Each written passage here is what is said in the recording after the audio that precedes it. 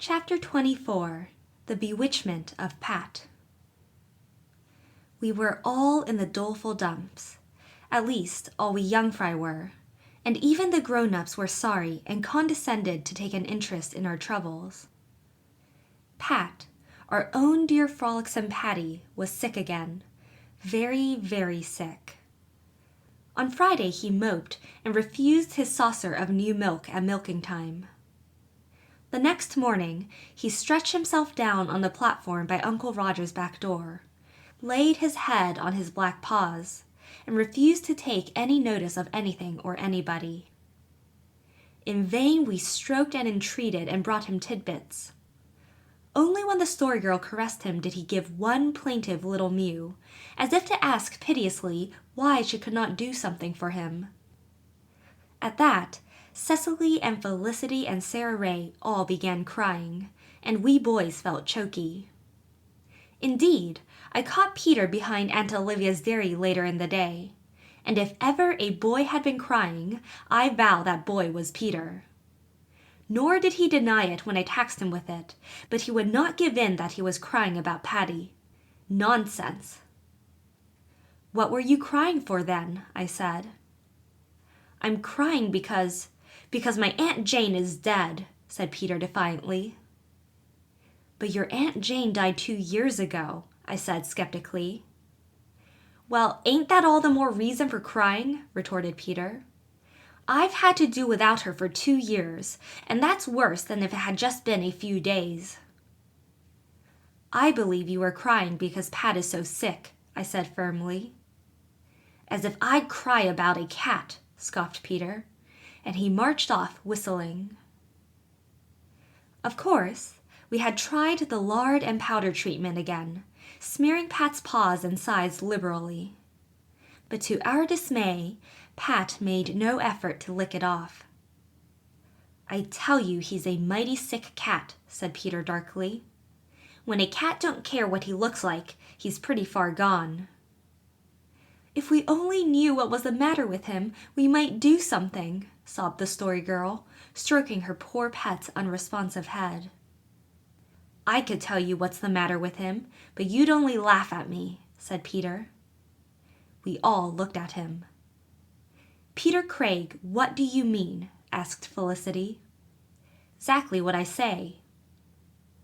"Then, if you know what is the matter with Patty, tell us," commanded the Story Girl, standing up. She said it quietly, but Peter obeyed. I think he would have obeyed if she, in that tone and with those eyes, had ordered him to cast himself into the depths of the sea. I know I should.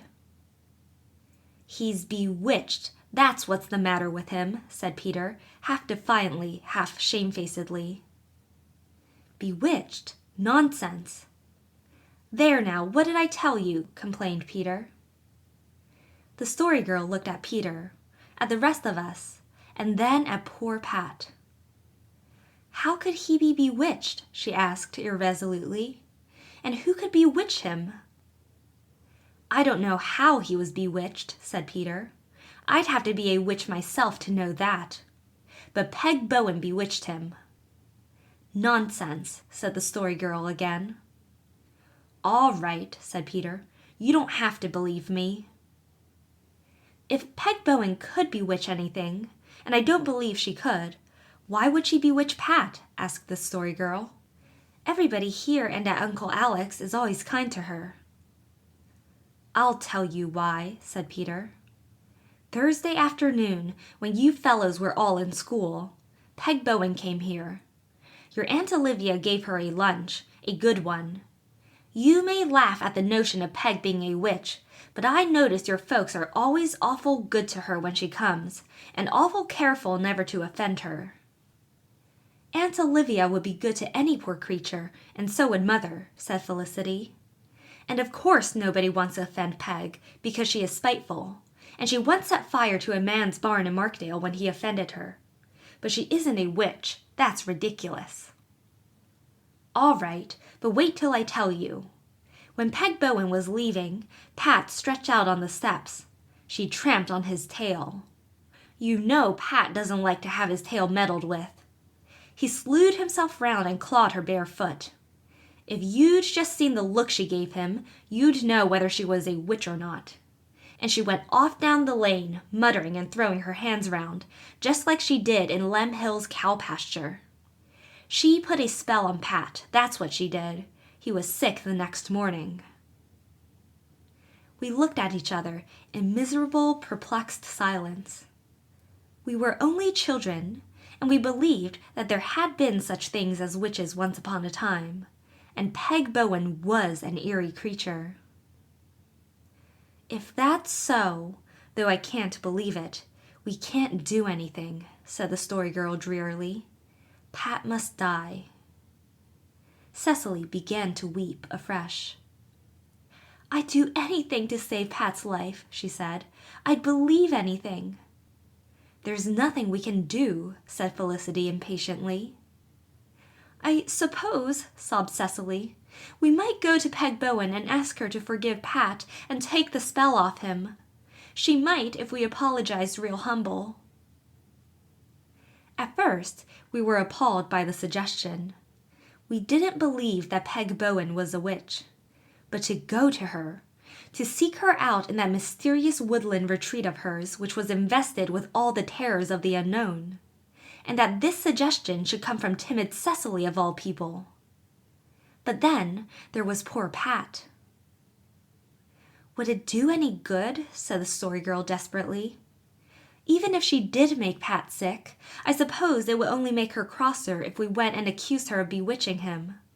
Besides, she didn't do anything of the sort." But there was some uncertainty in the Story Girl's voice. "It wouldn't do any harm to try," said Cecily. "If she didn't make him sick, it won't matter if she is cross." "It won't matter to Pat, but it might to the one who goes to her," said Felicity. "She isn't a witch, but she's a spiteful old woman, and goodness knows what she'd do to us if she caught us. I'm scared of Peg Bowen, and I don't care who knows it. Ever since I can mind, Ma's been saying, 'If you're not good, Peg Bowen will catch you.'" "If I thought she really made Pat sick and could make him better, I'd try to pacify her somehow," said the Story Girl decidedly. "I'm frightened of her too, but just look at poor darling Patty." We looked at Patty, who continued to stare fixedly before him with unwinking eyes. Uncle Roger came out and looked at him also, with what seemed to us positively brutal unconcern. "I'm afraid it's all up with Pat," he said. "Uncle Roger," said Cecily imploringly, "Peter says Peg Bowen has bewitched Pat for scratching her. Do you think it can be so?" "Did Pat scratch Peg?" asked Uncle Roger with a horror-stricken face. Dear me, that mystery is solved. Poor Pat." Uncle Roger nodded his head, as if resigning himself and Pat to the worst. "Do you really think Peg Bowen is a witch, Uncle Roger?" demanded the Story Girl incredulously. "Do I think Peg Bowen is a witch? My dear Sarah, what do you think of a woman who can turn herself into a black cat whenever she likes? Is she a witch, or is she not? I leave it to you." "Can Peg Bowen turn herself into a black cat?" asked Felix, staring. "It's my belief that that is the least of Peg Bowen's accomplishments," answered Uncle Roger. "It's the easiest thing in the world for a witch to turn herself into any animal you choose to mention. Yes, Pat is bewitched, no doubt of that, not the least in the world." "What are you telling those children such stuff for?" asked Aunt Olivia, passing on her way to the well. "It's an irresistible temptation," answered Uncle Roger, strolling over to carry her pail. "You can see your Uncle Roger believes Peg is a witch," said Peter. "And you can see Aunt Olivia doesn't," I said, "and I don't either." "See here," said the Story Girl resolutely. "I don't believe it, but there may be something in it. Suppose there is. The question is, what can we do?" "I'd tell you what I'd do," said Peter. "I'd take a present for Peg, and ask her to make Pat well. I wouldn't let on I thought she'd made him sick. Then she couldn't be offended, and maybe she'd take the spell off. I think we'd better all give her something, said Felicity. I'm willing to do that. But who's going to take the presents to her? We must all go together, said the Story Girl. I won't, cried Sarah Ray in terror. I wouldn't go near Peg Bowen's house for the world, no matter who was with me. I've thought of a plan, said the Story Girl. Let's all give her something, as Felicity says. And let us all go up to her place this evening, and if we see her outside, we'll just go quietly and set the things down before her with a letter, and say nothing but come respectfully away. If she'll let us, said Dan significantly. Can Peg read a letter? I asked. Oh yes, Aunt Olivia says she is a good scholar. She went to school and was a smart girl until she became crazy. We'll write it very plain. What if we don't see her? Asked Felicity. We'll put the things on her doorstep then and leave them.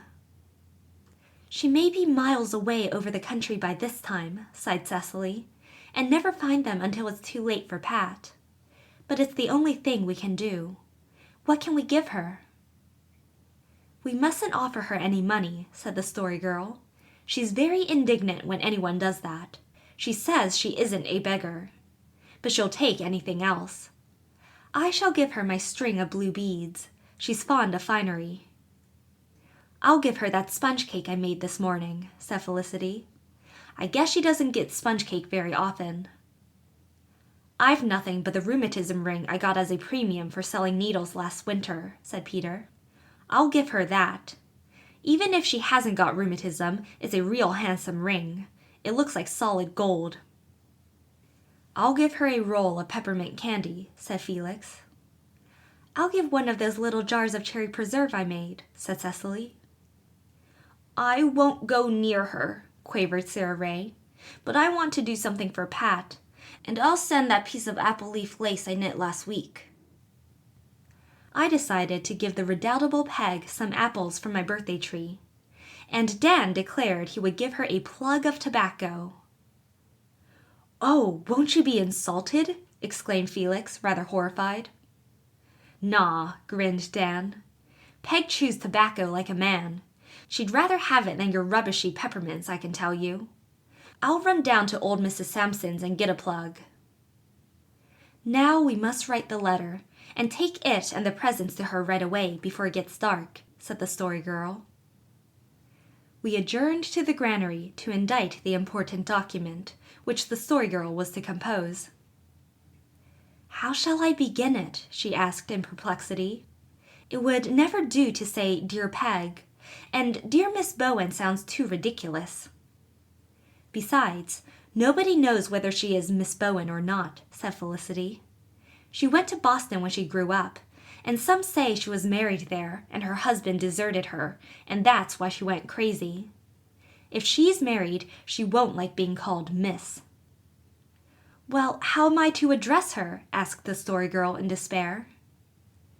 Peter again came to the rescue with a practical suggestion. Begin it, Respected Madam, he said. Ma has a letter a school trustee once writ to my Aunt Jane, and that's how it begins. Respected Madam, wrote the Story Girl, we want to ask a very great favor of you, and we hope you will kindly grant it if you can.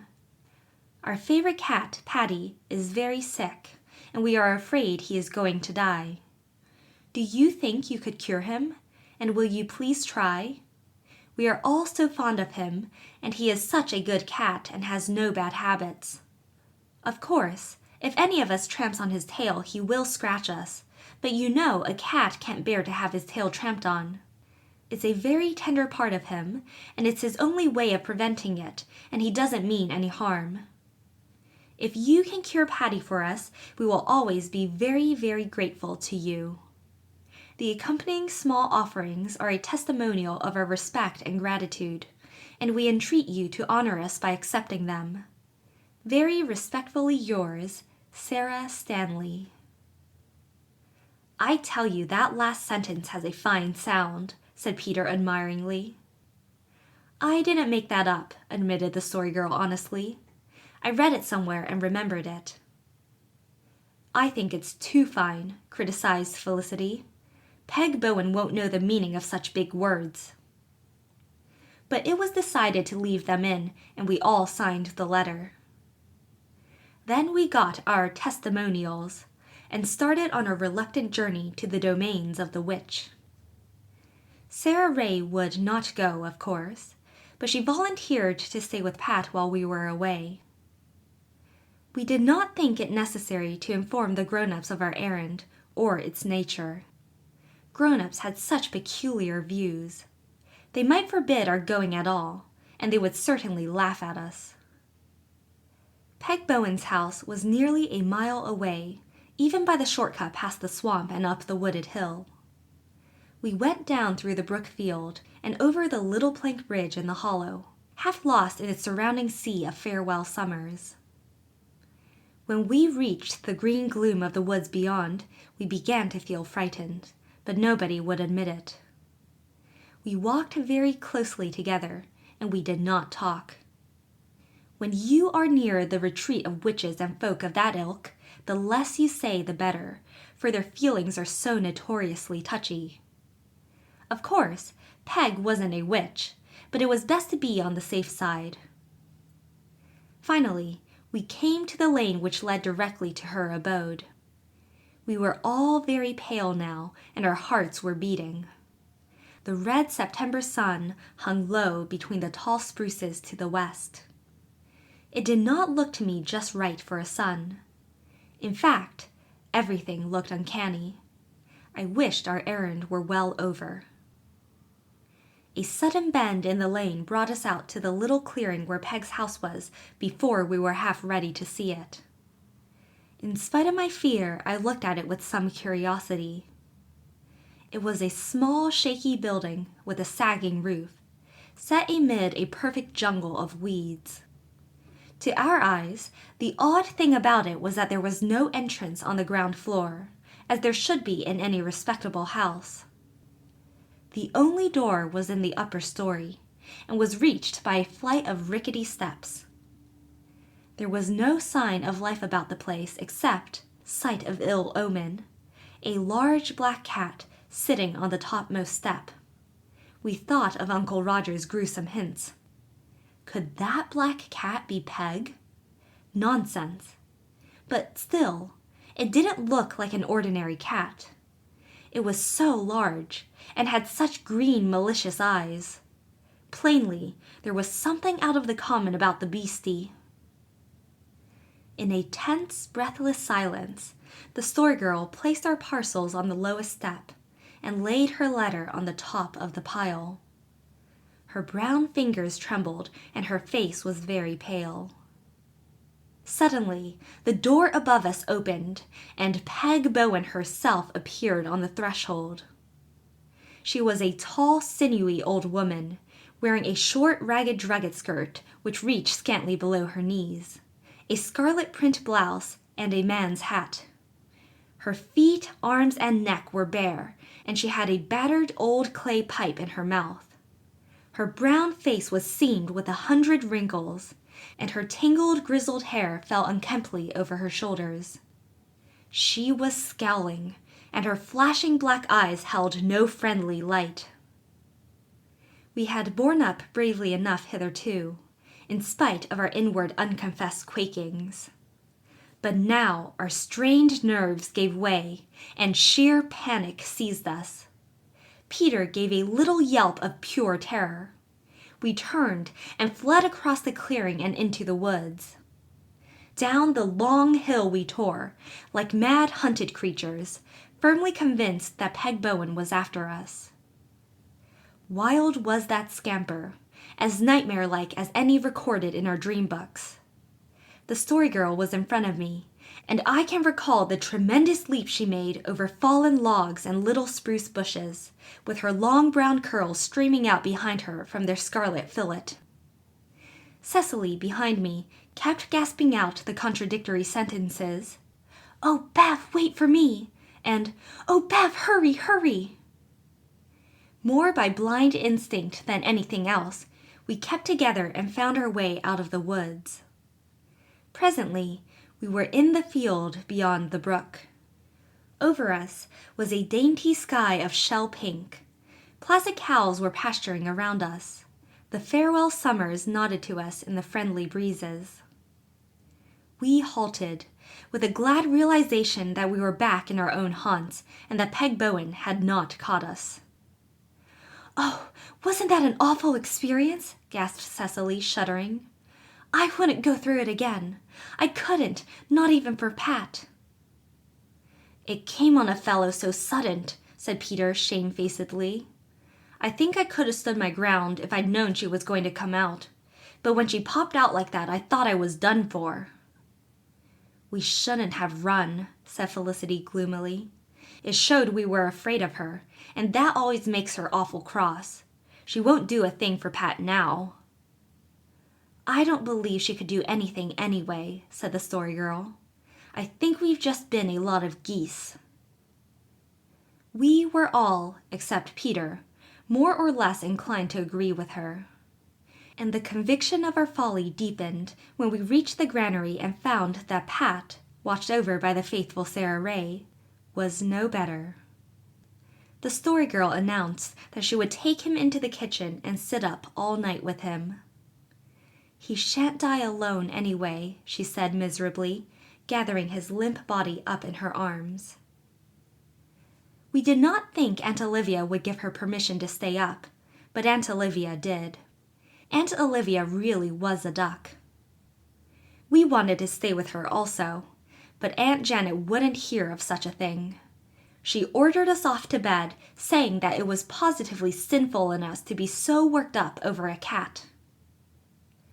5 heartbroken children, who knew that there are many worse friends than dumb furry folk, climbed Uncle Alec's stairs to bed that night. "There's nothing we can do now, except pray God to make Pat better," said Cecily. I must candidly say that her tone savored strongly of a last resort, but this was owing more to early training than to any lack of faith on Cecily's part. She knew, and we knew, that prayer was a solemn rite, not to be lightly held, nor degraded to common uses. Felicity voiced this conviction when she said, "I don't believe it would be right to pray about a cat." "I'd like to know why not," retorted Cecily. "God made Patty just as much as he made you, Felicity King, though perhaps he didn't go to so much trouble. And I'm sure he's abler to help him than Peg Bowen. Anyhow, I'm going to pray for Pat with all my might and main, and I'd like to see you try to stop me. Of course, I won't mix it up with more important things. I'll just tack it on after I finish asking the blessings, but before I say amen." More petitions than Cecily's were offered up that night on behalf of Patty. I distinctly heard Felix, who always said his prayers in a loud whisper, owing to some lasting conviction of early life that God could not hear him if he did not pray audibly, mutter pleadingly, after the important part of his devotions was over, "Oh God, please make Pat better by the morning. Please do." And I, even in these late years of irreverence for the dreams of youth, am not in the least ashamed to confess that when I knelt down to say my boyish prayer, I thought of our little furry comrade in his extremity, and prayed as reverently as I knew how for his healing. Then I went to sleep, comforted by the simple hope that the Great Father would, after important things were all attended to, remember poor Pat. As soon as we were up the next morning, we rushed off to Uncle Roger's. But we met Peter and the Story Girl in the lane, and their faces were as the faces of those who bring glad tidings upon the mountains. "Pat's better!" cried the Story Girl, blithe, triumphant. "Last night, just at 12, he began to lick his paws. Then he licked himself all over and went to sleep, too, on the sofa. When I woke, Pat was washing his face, and he has taken a whole saucerful of milk. Oh, isn't it splendid?" "You see, Peg Bowen did put a spell on him," said Peter, and then she took it off. I guess Cecily's prayer had more to do with Pat's getting better than Peg Bowen, said Felicity. She prayed for Pat over and over again. That is why he's better. Oh, all right, said Peter. But I'd advise Pat not to scratch Peg Bowen again, that's all. I wish I knew whether it was the praying or Peg Bowen that cured Pat, said Felix in perplexity. I don't believe it was either of them, said Dan. Pat just got sick and got better again of his own accord. I'm going to believe that it was the praying, said Cecily decidedly. It's so much nicer to believe that God cured Pat than that Peg Bowen did. But you oughtn't believe a thing just 'cause it would be more comfortable, objected Peter. Mind you, I ain't saying God couldn't cure Pat, but nothing and nobody can ever make me believe that Peg Bowen wasn't at the bottom of it all. Thus, faith, superstition, and incredulity strove together amongst us as in all history.